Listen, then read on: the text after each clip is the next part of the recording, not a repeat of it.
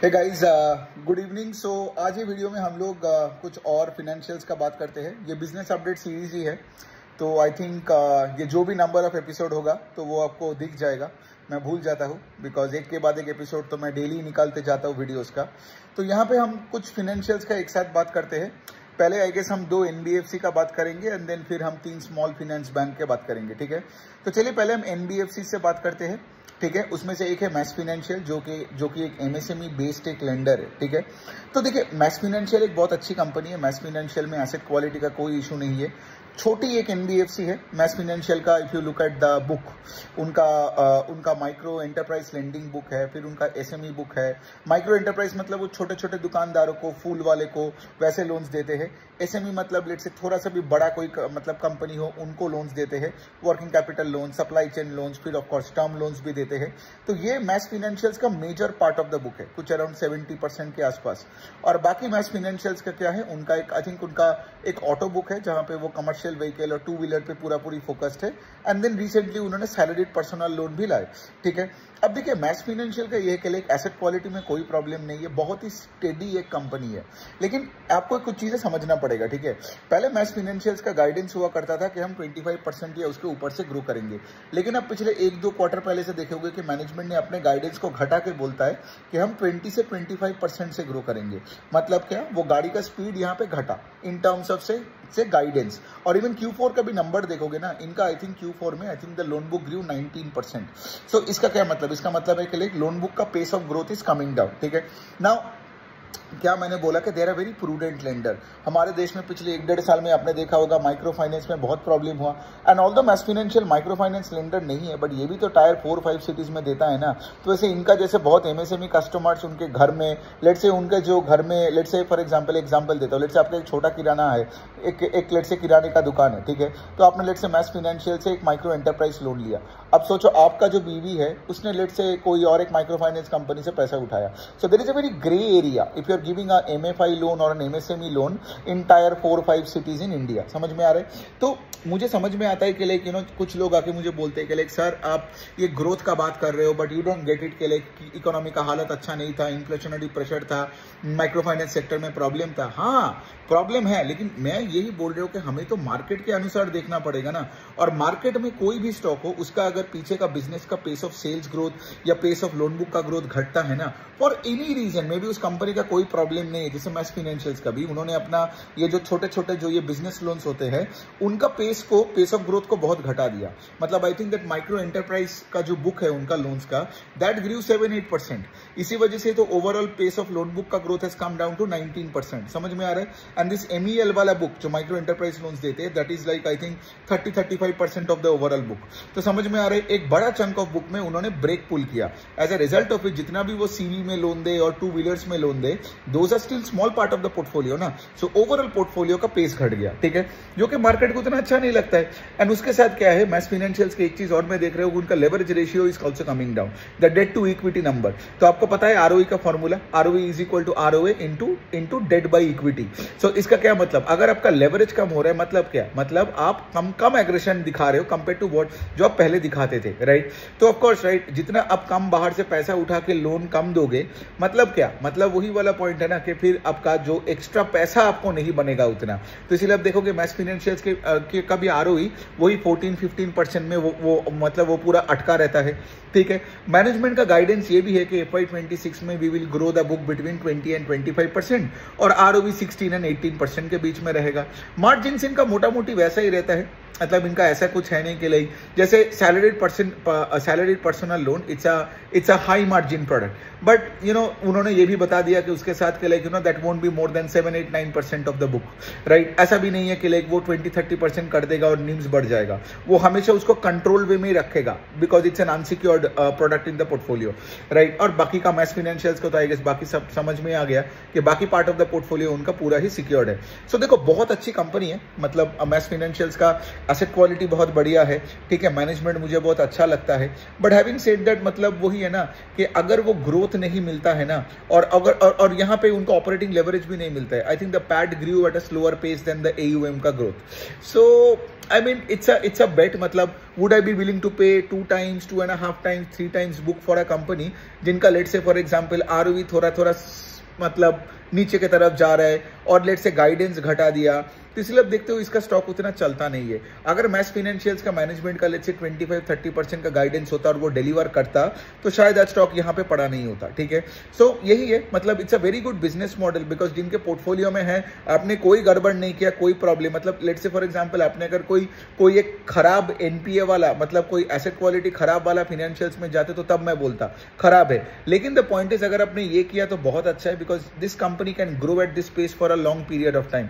और इनका बुक का साइज भी ज्यादा नहीं है, 10-12 हजार करोड़ का ही है, ठीक है, अच्छी कंपनी है। लेकिन द पॉइंट इसके लिए वही है ना, मार्केट में आपको मतलब बड़ा पैसा कोई स्टॉक में बनानी है तो वो कंपनी का pace of growth has to be extremely high, not that if let's say for example आपने गाइडेंस घटाया तो। बट ऑफ कोर्स उनका रीजन था, राइट, एंड ऑफ कोर्स सबको पता है कि वो रीजन एकदम जायज है। ऐसा नहीं है कि लाइक बिकॉज, और ये बिजनेस भी है, राइट, मतलब बिजनेस पे अगर प्रॉब्लम आ रहा है rather than giving out a lot of loans and उसमें बहुत तगड़ा NPA लाने से बेटर है कि आप बुक का पेस को कम कर दो एंड आप कंट्रोल वे में आगे बढ़ो, है ना, जो मैस फाइनेंशियल ने किया। दूसरा हम बात करते हैं होम फर्स्ट फाइनेंस की, अफोर्डेबल हाउसिंग फाइनेंस का one of the fastest growing company. इस बार भी 30-31% का पूरा ग्रोथ का नंबर दिया, ठीक है। इनको भी ऑपरेटिंग लेवरेज नहीं मिलता है because they keep on increasing touch points, ठीक है, and plus of course right high interest rate environment, और इनको तो बैंक का वो MCLR का रेट से पैसा उठाना पड़ता है, and then of course interest rate बढ़ता है तो इनका cost of borrowing from banks भी बढ़ जाता है।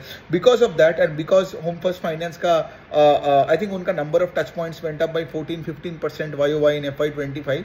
इससे क्या हुआ, इनका कॉस्ट पे उतना कंट्रोल नहीं रहता है। So that's why if you look at the profit after tax number, I think that grew 25% when I think उनका लोन बुक ग्रू बाय 30%। लेकिन बहुत अच्छी कंपनी है, एसेट क्वालिटी अगर आप DPD बकेट्स देख लो, मतलब यहाँ पे सब कुछ सही है होम फर्स्ट फाइनेंस का। और जैसे मैं बता रहा हूँ, अगर आप हाउसिंग फाइनेंस के पूरा जो लिस्ट देखोगे तो वहां पे आप देखोगे जैसे companies like India shelter, home first finance और फिर एप्टस, ठीक है, ये तीनों मतलब हाउसिंग, अफोर्डेबल हाउसिंग का बात कर रहा हूँ, ठीक है। अफोर्डेबल मतलब जहां पे आप 8-10 लाख का रुपए का टिकट साइज में आप होम लोन्स देते हो इन टायर 3-4-5 सिटीज में।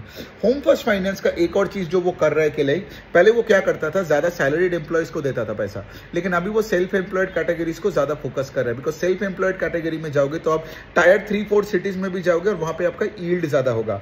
ऑफ कोर्स उस यील्ड ज्यादा होगा तो ROE एक्रेटिव होगा, है ना। But then again having said that, वही हमें उसके साथ साथ चाहिए क्या, अच्छा एसेट क्वालिटी के साथ हमें चाहिए कि ROE बढ़ता रहे। समझ में आ रहा है, तभी जाके उस स्टॉक में पैसा डालोगे तो पैसा बनता है, ठीक है। तो ये हो गया होम फर्स्ट फाइनेंस का। आई गेस मतलब इसमें कोई प्रॉब्लम नहीं है।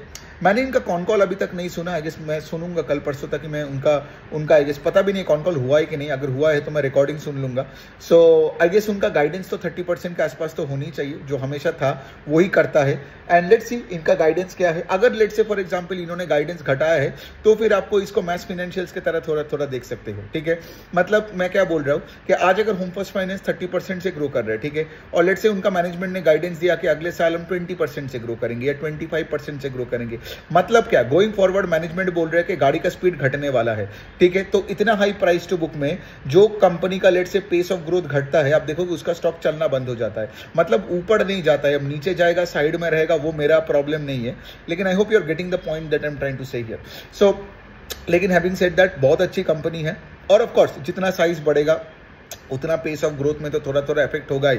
एंड शहरों में तो हाउसिंग फाइनेंस में इतना तगड़ा कंपटीशन है कि like if you look eight Bajaj housing finance, वो भी प्राइम हाउसिंग से ज्यादा अफोर्डेबल में फोकस कर रहा है। अगर आप PNB हाउसिंग को भी देखोगे, वो भी प्राइम से फोकस को शिफ्ट करके अफोर्डेबल और इमर्जिंग हाउसिंग में फोकस कर रहा है। तो मैं ये बोलने का कोशिश कर रहा हूँ, अफोर्डेबल हाउसिंग इन टायर 4-5-6 सिटीज में स्कोप इस कतई ज्यादा है देन लेट से for example tyre 1, tyre 2 cities. And यहाँ पे होम फर्स्ट फाइनेंस को भी ना, अगर उनको 25-30% से भी ग्रो करनी है, so they have to focus more on tier 3-4-5 cities, क्योंकि वहां पे आपका ये जो एप्टस है और आपका जो इंडिया शेल्टर है, वहां पे इनका फोकस ज्यादा है देन कंपेयर टू से फॉर एग्जांपल आपका होम फर्स्ट फाइनेंस। लेकिन अच्छी कंपनी है, नंबर्स भी अच्छा है, कोई प्रॉब्लम नहीं है।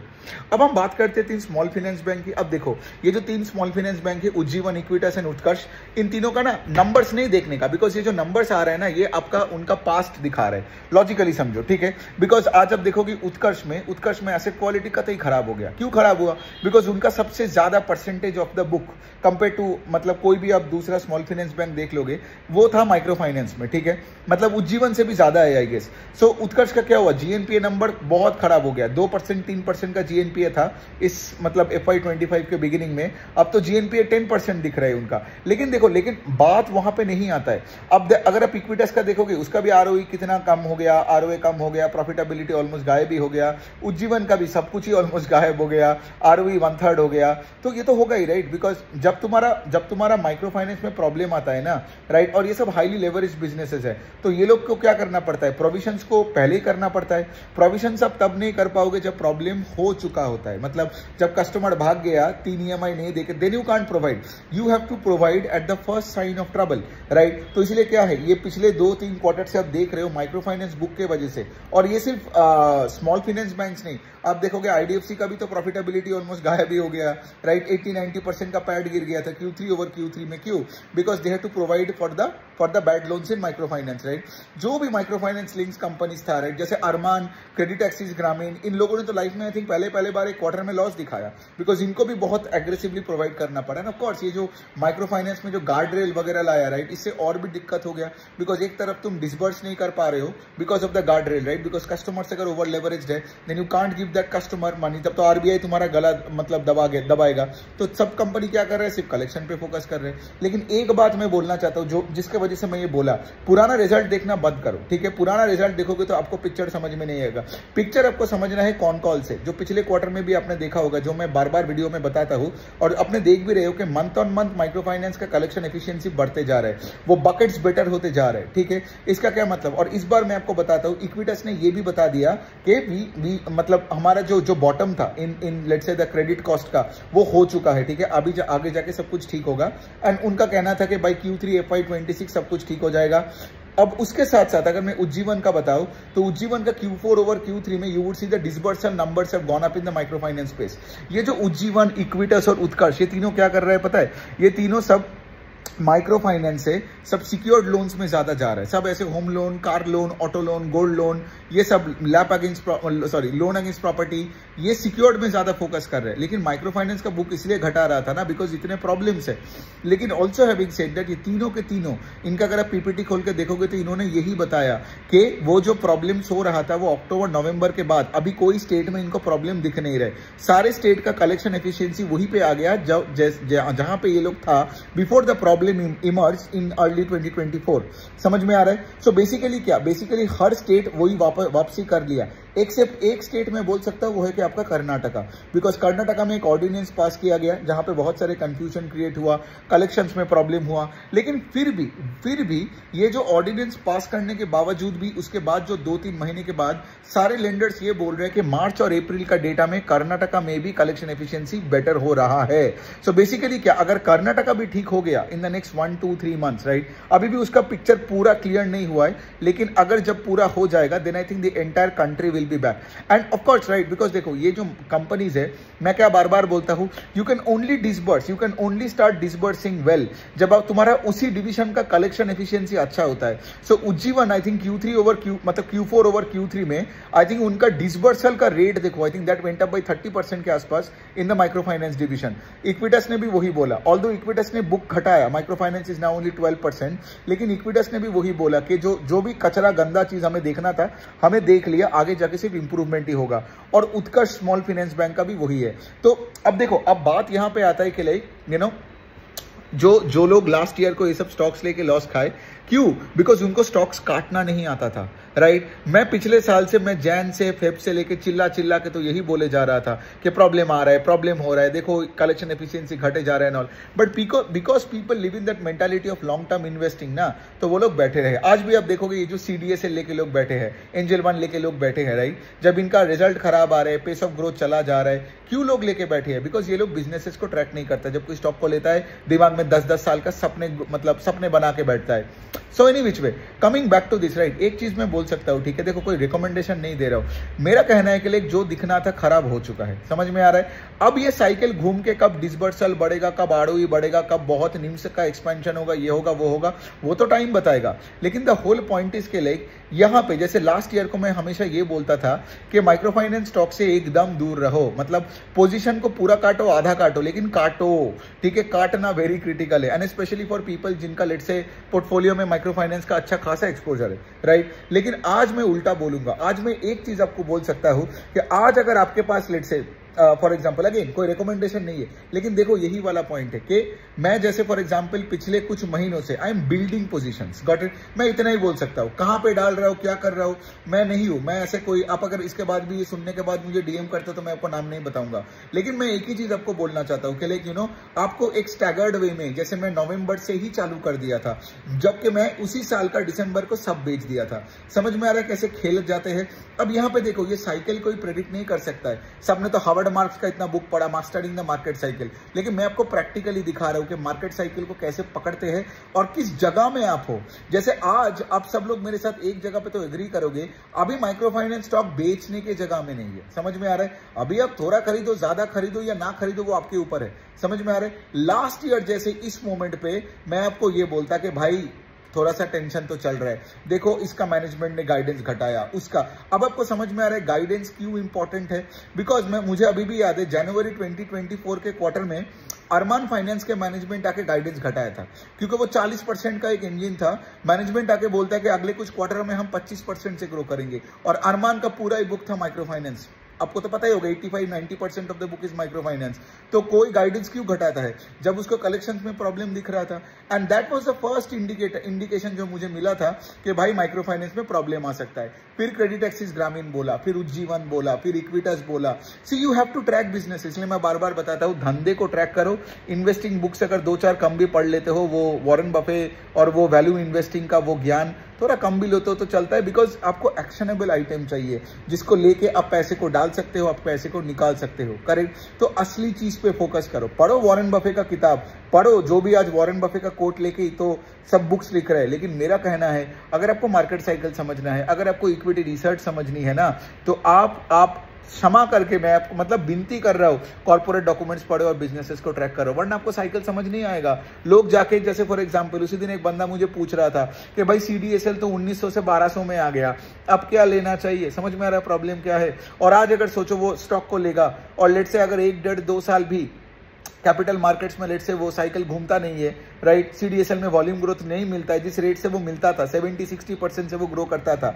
सोचो सीडीएसएल 70% से ग्रो करता था, आज रिजल्ट देख रहे हो रेवेन्यू में कोई ग्रोथ नहीं है। So the point I am trying to say, इसके लिए उसको कॉन्सेप्ट ही नहीं आता है ग्रोथ का, वो सिर्फ चार्ट देखे जा रहे हैं और उसको लगता है 1900 का माल 1200 में है, पैसा बनेगा। लेकिन जब सीडीएसएल में ना 1200 से जब 1900 स्टॉक जा रहा था, पैसा तब बनता है, 1900 से जब 1200 में आ रहे तब पैसा नहीं बनता है। लोग ये सही मिस्टेक ट्रेंड में भी किया, एशियन पेंट्स में भी किए जा रहे, डीमार्ट में भी किए जा रहे। उनको ये समझ नहीं आता है कि धंधे का पेस ऑफ ग्रोथ घट गया या चला गया और फिर वो घुस रहा है, और उसको बेचने वाले वो लोग हैं जिनको एक्चुअली ग्रोथ समझ में आता है ना। बिकॉज आज सोचिए फॉर एग्जांपल अगर आपको साइकिल समझ में आता है, आज मैं किससे for example micro finance stocks खरीद रहा हूं, पिछले 4-5 महीने से किससे बोल के खरीद रहा हूं, उनसे ही खरीद रहा हूं ना, जो 2024 में पूरा एकदम खाया, पूरा एकदम लॉस पे लॉस खाया और फ्रस्ट्रेट होकर अभी बेच रहे हैं जब साइकिल घूम रहा है। सो बहुत मजेदार खेल है, मैं इसीलिए मैं बताता हूँ एकेडमिक्स, एमबीए, पीएचडी, इन सब का कोई जगह नहीं है यहाँ पे आपको सिर्फ कॉमन सेंसिकली देखना पड़ेगा, बिजनेसेस को ट्रैक करना पड़ेगा एंड मजे से इसको एक खेल के तरह देखना पड़ेगा, rather than looking at it from a very serious perspective. So okay, anyway, तो चलिए ये सारे तो हमने कंपनीज को किया। इन तीनों का हालत जैसे मैंने बोला, स्मॉल फाइनेंस बैंक का हालत, आगे भी जाके अगर आप देखोगे ये सब ईसैफ और जना का भी जैसे नंबर आया, जना स्मॉल फाइनेंस बैंक, उसका भी रिजल्ट खराब दिखा, आरओई आधा हो गया। लेकिन हैविंग सेड दैट आप देखोगे सब यही बोल रहे हैं कि आगे जाके सब इंप्रूव होने वाला है, so on and so fourth. So FY26 for any small finance bank will be much better than FY25, right, because micro finance का ये प्रॉब्लम तो अगले साल तो रिपीट नहीं होगा ना। So that's the whole point here in this short video. So चलिए चलिए और वैसे भी अगर आपको ये पर्टिकुलर फिनेंशियल सेक्टर को अच्छे से जानना है तो मैं रजिस्ट्रेशन लिंक डाल दूंगा for the financial sector workshop. आपको सिर्फ वो वर्कशॉप देखना है, फिर आप कोई भी कंपनी को इस तरीके से एक पर्टिकुलर फ्रेमवर्क लेके विद कॉमन सेंस, राइट, आप ट्रैक कर पाओगे। आपको पता होगा कि कब डालना है, कब निकालनी है, कब पोजीशन को बिल्ड करते जाना है। जैसे मैं बार बार बोलता हूँ, स्टॉक्स को ऊपर खरीदना है, राइट, बिकॉज जब एक साइकिल ठीक हो रहा है, कंपनी का रिजल्ट अच्छे से और अच्छे से लॉस से प्रॉफिट में आया और फिर उसका वॉल्यूम ग्रोथ बढ़ता गया, तो आपको तो वो स्टॉक ऊपर ही खरीद के पैसा बनाना पड़ेगा ना। कौन सा स्टॉक ऐसा है जो जिसका फंडामेंटल बेटर हो रहा है, स्टॉक आधा हो रहा है? स्टॉक आधा उनका ही होता है जिनका फंडामेंटल्स डिटीरियोरेट करता है। मतलब फंडामेंटल्स मतलब ये नहीं कि कैश फ्लो स्टेटमेंट खराब हो गया, लोग यही गलत करते हैं। फंडामेंटल्स मेरे लिए एक ही चीज है कि बिजनेस का पेस ऑफ सेल्स ग्रोथ घट गया, तो वही वाला गाड़ी की एनालॉजी भाई, अगर गाड़ी का स्पीड बढ़ा तो भाई स्टॉक के साथ रहो और पैसा बनते जाओ, ऊपर खरीदते रहो। लेकिन अगर भाई तुम्हारा गाड़ी का स्पीड घट गया ना और उसके साथ तुम्हारा मार्जिन्स भी गया, तुम्हारा आरओई नीचे की तरफ जा रहा है, then you are fucked. Then उसके बाद कोई फर्क नहीं पड़ता है तुम्हारा कैश फ्लो में कितना पॉजिटिव है नेगेटिव है, तुम भाई डिविडेंड दे रहे हो कि नहीं, तुम्हारे स्टॉक में किसका होल्डिंग है, प्रोमोटर खरीदा कि नहीं। तो वही वाला पॉइंट है। आज भी मैं देखता हूँ there is gross negligence in the system and of course ये सब नॉनसेंसिकल वैल्यू इन्वेस्टिंग का जो ये रट्टू पोपटों ने जो हमारे दिमाग में डाल के रखा है, तो उससे क्या होता है ना, लोग और भी इग्नोरेंट रहते हैं और उनको लगता है वो सब नॉनसेंस कोट्स और वो सब पढ़ते हो तो हो जाएगा। वैसे से नहीं होता है, आपको असली काम करना पड़ेगा। On that note, thank you so much.